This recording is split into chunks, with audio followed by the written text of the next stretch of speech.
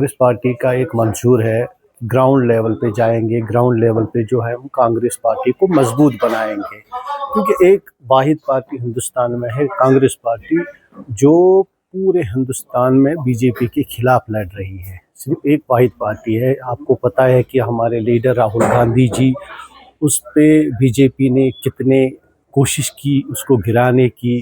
कहीं ना कहीं उसको, आपको तो पता होगा कि पार्लियामेंट से सस्पेंड करवा दिया था उसको।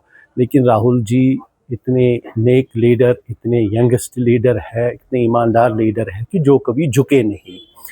तो आज आप देख लीजिए कि हिंदुस्तान की जो हालत है बहुत बुरी होती जा रही है। इकोनॉमिक क्राइसिस बहुत ज़्यादा हो रहे हैं। तो आपको ये जानकर हैरानी होगी कि कल तक जो हमारे देश के प्रधानमंत्री नरेंद्र मोदी जी जब पार्लियामेंट जाते थे तो 20-30 गाड़ियों का काफिला लेके जाते थे। तो आज आपने कल देखा होगा कि जब वो मीटिंग के लिए गए तो 2 गाड़ियां लेके गए। तो ये आप खुद देख सकते हैं कि जब देश के प्रधानमंत्री 2 गाड़ियां लेके पार्लियामेंट जाते हैं तो इससे साफ अंदाज़ा हो सकता है कि कितनी इकोनॉमी क्राइसिस है यहाँ पे।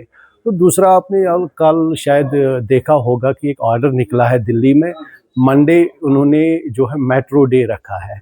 मंडे को कोई प्राइवेट गाड़ी का इस्तेमाल नहीं कर सकता है, खाली मेट्रो का इस्तेमाल कर सकता है। एक तरफ तो हमारे देश के प्रधानमंत्री बड़े बड़े दावे कर रहे हैं कि हमारा देश जो है तरक्की कर रहा है, हमारा देश जो है आगे चल रहा है, लेकिन कहीं पे वो नज़र नहीं आ रहा है। क्योंकि मैंने पहले ही बताया कि आप इसका अंदाज़ा इस चीज़ से कर सकते हैं कि एक देश का प्रधानमंत्री 2 गाड़ियों में पार्लियामेंट जा रहा है, जो कल तक 20 गाड़ियाँ 30 गाड़ियाँ लेके काफिला चल रहा था। दूसरा यह है कि हमारे जो लीडर राहुल गांधी जी है, उन्होंने इसकी जो है पेशन गोई 2 महीने पहले या 3 महीने पहले से ही की है।